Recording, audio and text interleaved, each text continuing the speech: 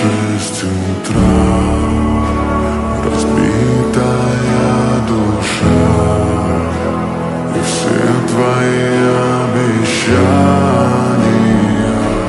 — пустота.